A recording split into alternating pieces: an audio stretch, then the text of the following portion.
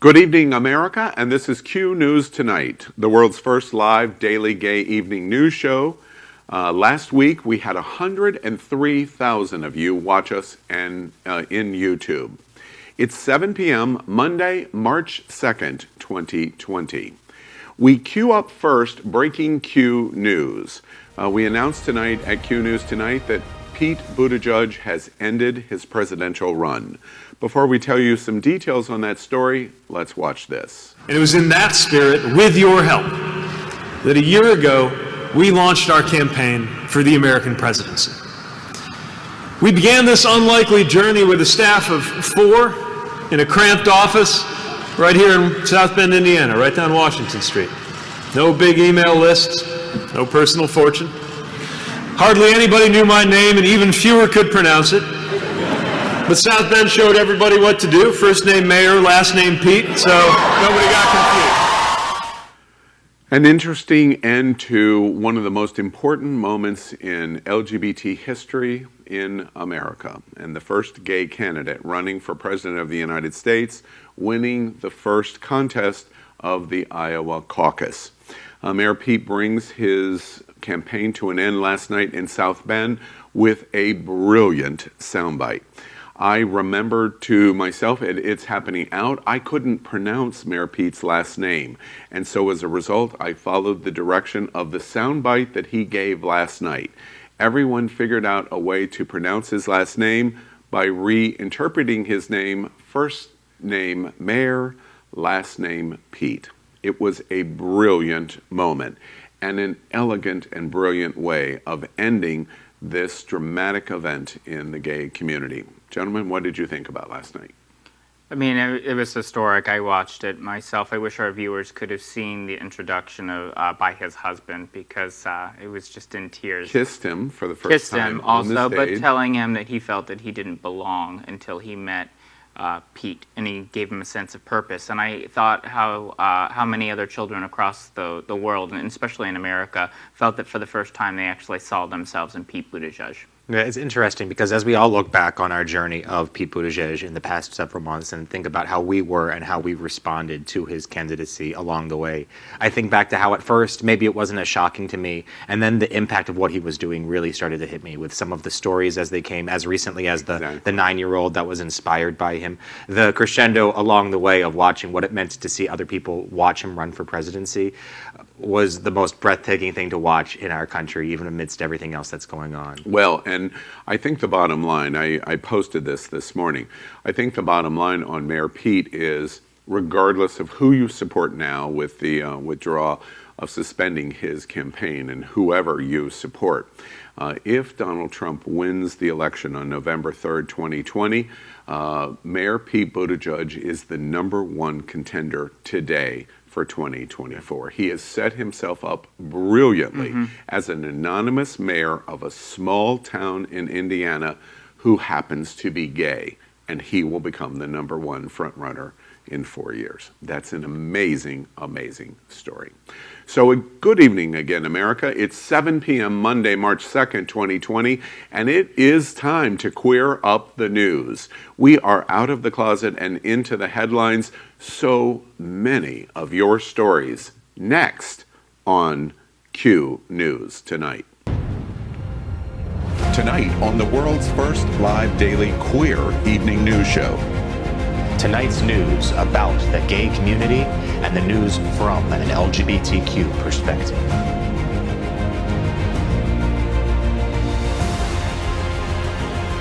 Are our gay stories important to you? In headlines, politics, entertainment, gay culture, travel, religion, and more. Reported by respected anchors. Out of the closet and into the headlines on Q News Tonight.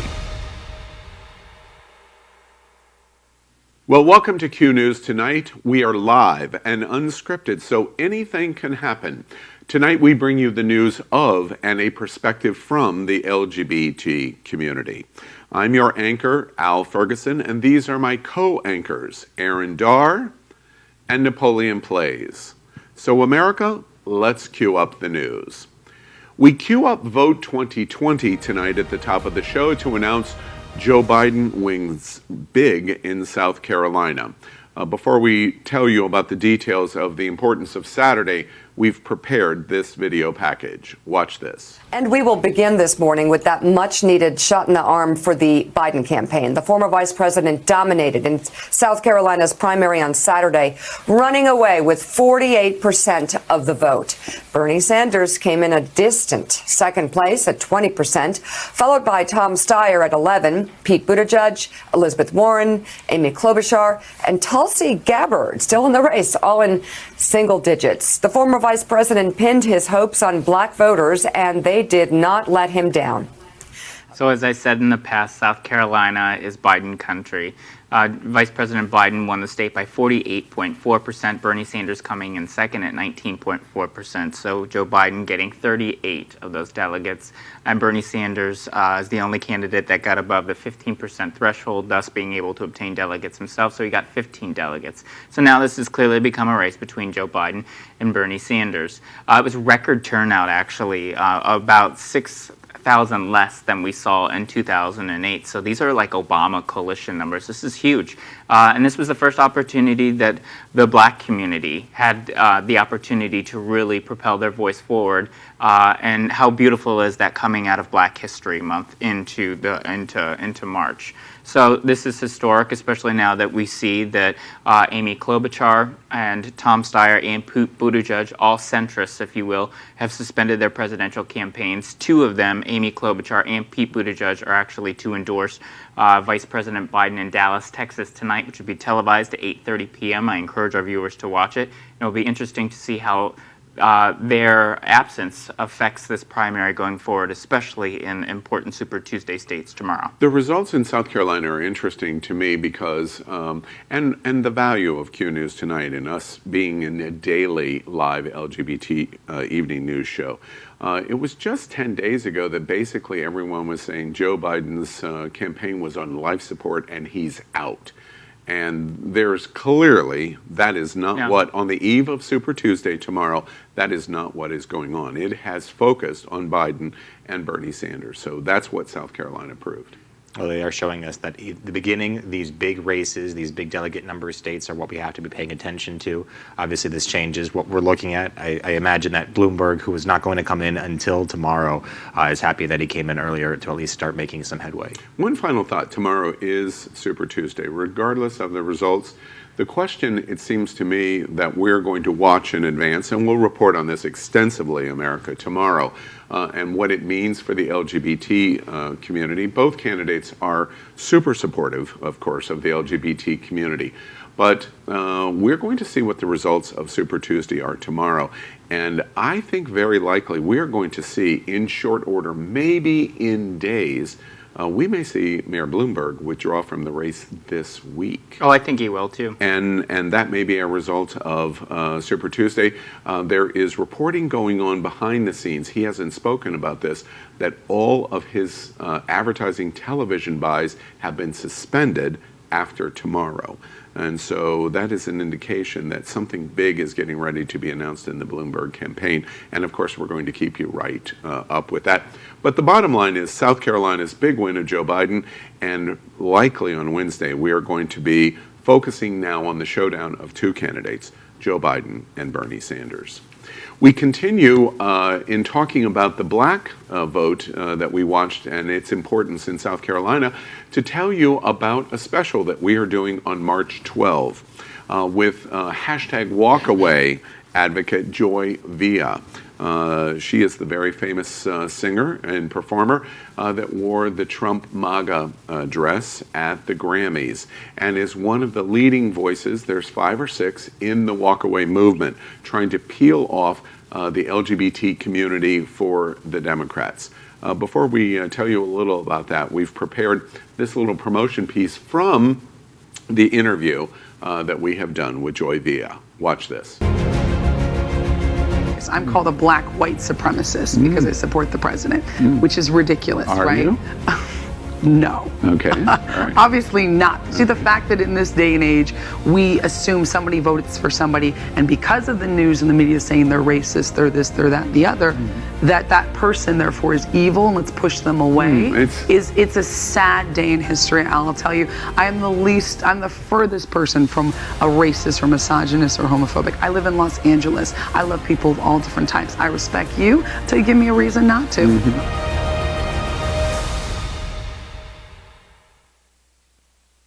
Well, the special interview with Joy Villa, it is an opportunity for the LGBT community to understand what hashtag walkaway is all about. Brandon Strzok and this movement is trying to capture 3% of the LGBT community to support the president and peel off away from the Democratic nominee and the party.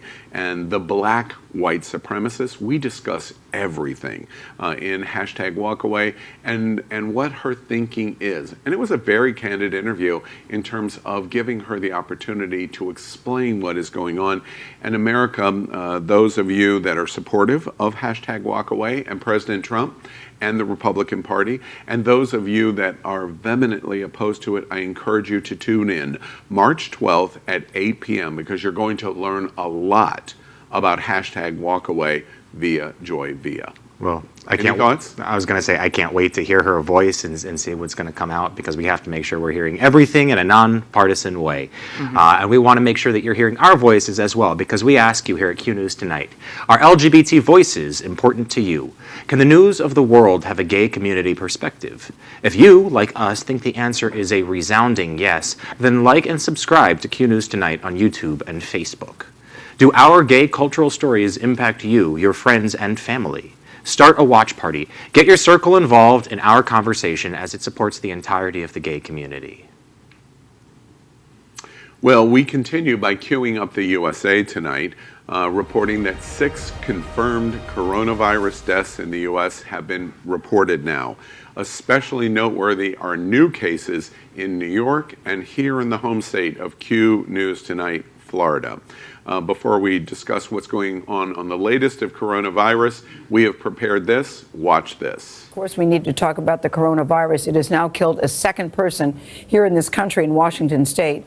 The number of states with confirmed cases is now up to 12, including a new case right here in New York City. A total of 89 people have now become sick in the U.S., including 2 at a single nursing home in Kirkland, Washington, outside Seattle. That's where Jonathan Vigliotti is.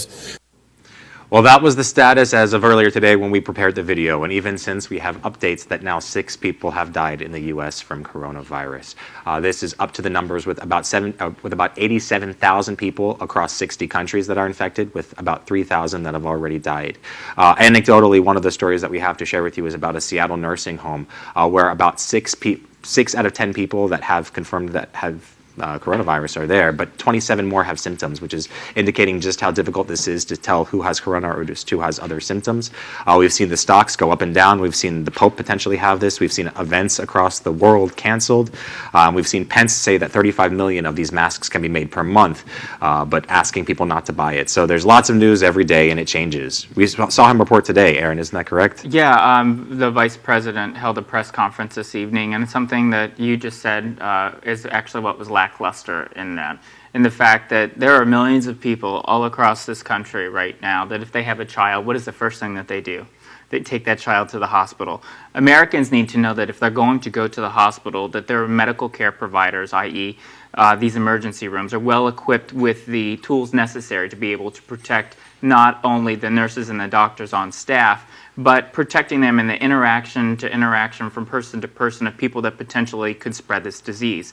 And that wasn't said. So touching on the fact that people need to make sure that these face masks are actually readily available to medical healthcare providers to be able to treat people that have symptoms of said coronavirus. Something else that I thought was very concerning and in the national conversation about this is that, you know, what you've done in the past is a very good indicator of what you will do.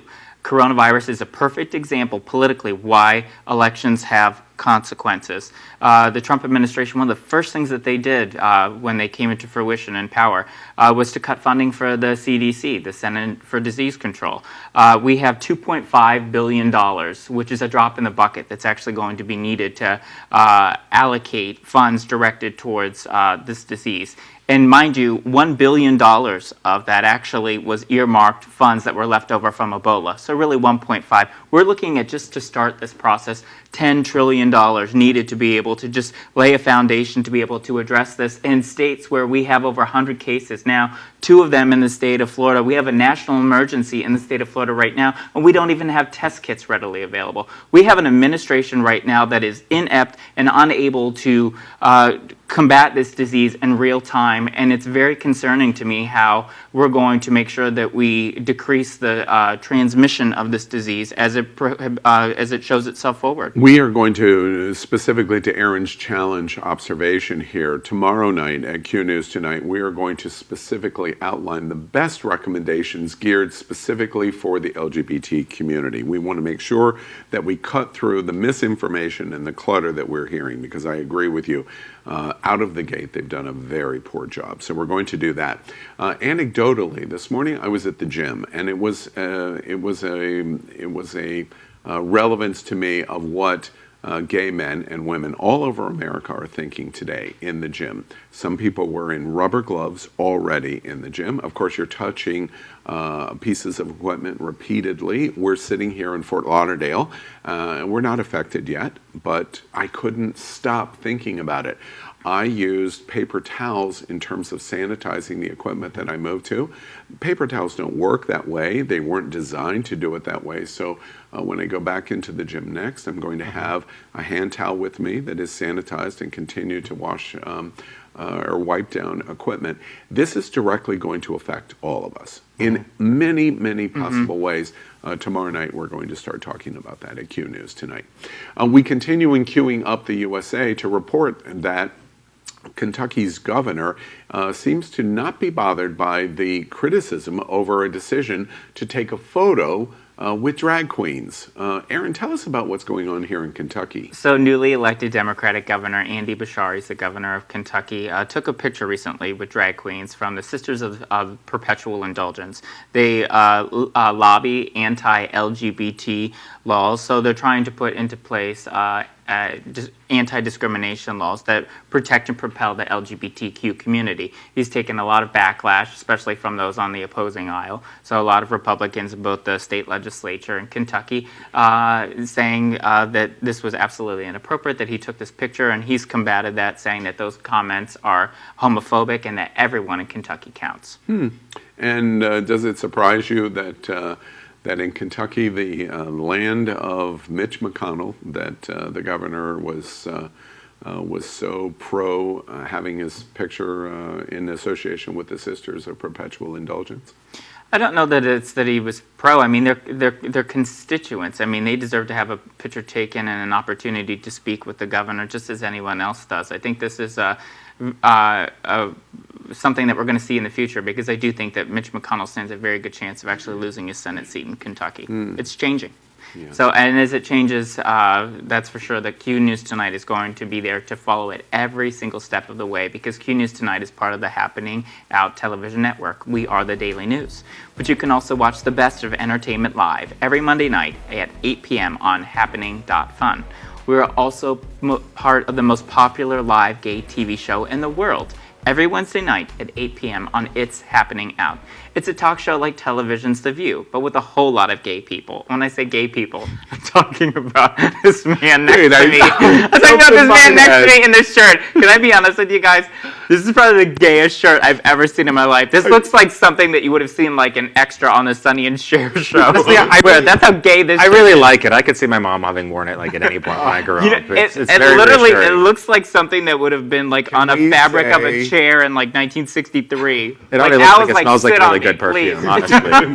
Can we say Bob Mackey? I'm just saying Bob Mackey. All right.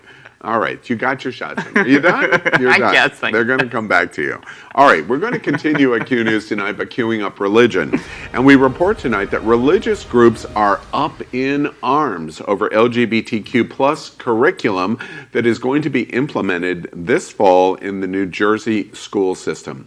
Before we tell you the details of that, watch this. Will be done. Christian parents prayed and protested before the State Board of Education against a law requiring public school students to learn about LGBTQ history and cultural contributions. The controversial new curriculum kicks in this coming September across New Jersey. We don't want our children forced to be taught things that go against what we believe as Christians. The teachings of Jesus Christ are that we are to uphold what the biblical principles say about one man being married to one woman. The recent bill said that different marginalized groups that had a great impact on American society would be taught where appropriate in middle and high school schools.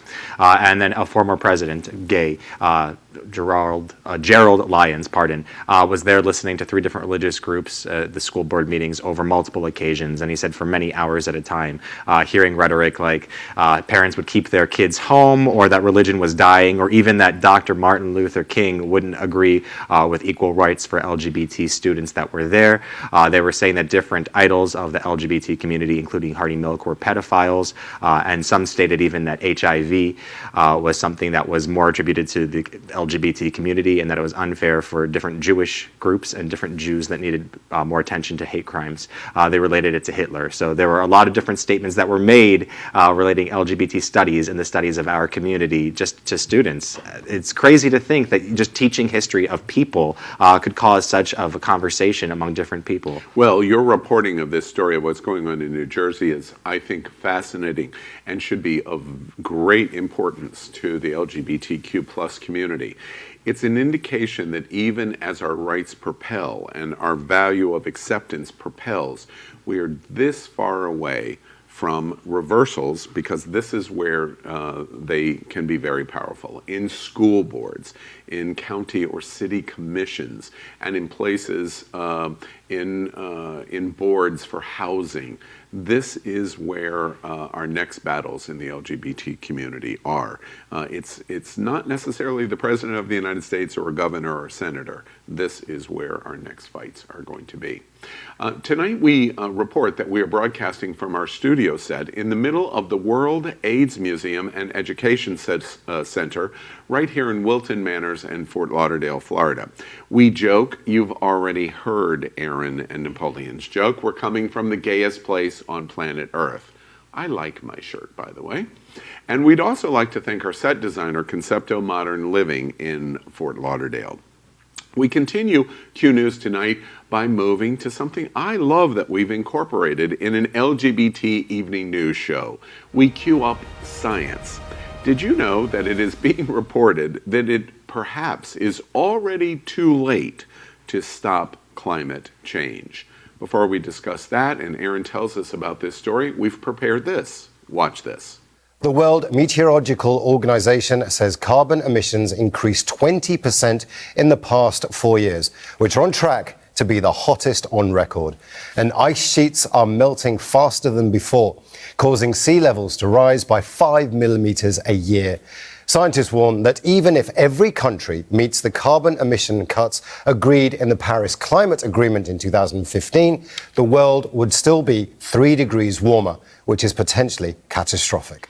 So basically the gist of this is that even if all the nations that have accepted the carbon emission levels of the Paris Climate Accords, even if they adhere to that, it's already too late, because the polar ice caps are melting at such a rate all across the globe that sea level rise, it's too much to try to combat. So we really need to take into account how we're going to address this. Something that I think that's largely being missed from this is what is actually frozen in those polar ice caps, the viruses that if you will, that are frozen in those polar ice caps. And this substantive conversation around climate change is so crucial to the conversation around around coronavirus, because the viruses that are frozen and that if they become unfrozen and put into the stratosphere of the environment, we could potentially see viruses that we've never seen before that we don't even know how to treat, just like the coronavirus. So we need to tackle climate change, because not only is it real, but it's something that is the greatest danger to us in the very near future. You know, one of the things that I learned over the weekend because of the South Carolina primary is, of course, we live in South Florida, in Fort Lauderdale and in Miami, and we're fundamentally affected by water level rise. Charleston is already way ahead of us in being affected. I didn't realize until the media, the national and world media attention taking place in South Carolina, that Charleston in the last 12 months flooded 9 times. And most of the times the flooding took place was on clear, sunny days.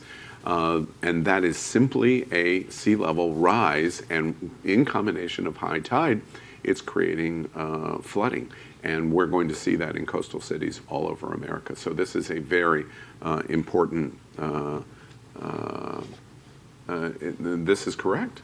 We're getting breaking Q news that we're going to interrupt on because we talked about this last week at Q News Tonight. Chris Matthews, presumably, I do not know the details of it, at MSNBC has just been fired for his participation. I can only assume, because I don't have the details of that, if production can help us with that. But Chris Matthews made comments last week of making a comparison to Bernie Sanders and his winning as a stop and in making a crude reference to the Nazis in World War II in overrunning France. Yeah, that makes sense. My Jew senses were tingling, so something must have happened. I'm glad we got that report, because it clarifies everything as to what was going on. Right. I think that his comments, unfortunately, were taken out of context. But better late than never. Chris Matthews has a horrible history of being a misogynist and a sexist, especially towards women candidates. I remember how awful he was towards Hillary Clinton when she ran for president in 2008, and I'm glad that he's finally being held accountable for his long history of crude and rude behavior. He was the 3rd most popular cable television host, Fox, CNN, and MSNBC. He was the 3rd most popular show in cable television. Does it surprise you that MSNBC would hold him accountable so quickly for those comments in references, misogynistic comments, but specifically the reference of the firewall kind of note that he made about Nazi Germany over France? Does it surprise you that MSNBC would I don't think that this would have happened had it been any other candidate besides Bernie Sanders. His supporters are very good at being very loud and very divisive towards others with whom they don't agree with. So it's unfortunate that this firing came out of the fact that someone made a comment that I think that was taken out of context. Well, America, we prove that Q News Tonight is live. We are not pre-taped. It is not scripted, because we're reporting live at this moment that Chris Matthews has just been fired at MSNBC. We continue next, as we have at Q News Tonight, the big finish.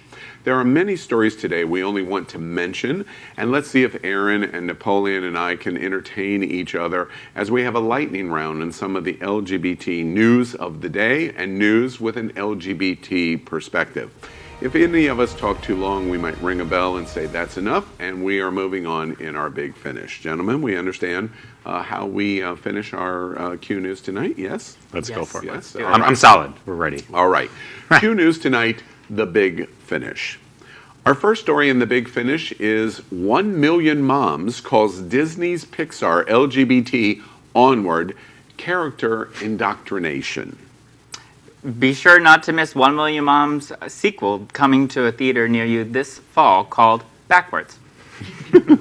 That's right, 1 Million Moms. Keep it in mind. We are coming for your children. Yes. And 1 Million Moms, I can't help but think 3 women have made up this story on Pixar. We continue on the big finish, and we give you a stock market update.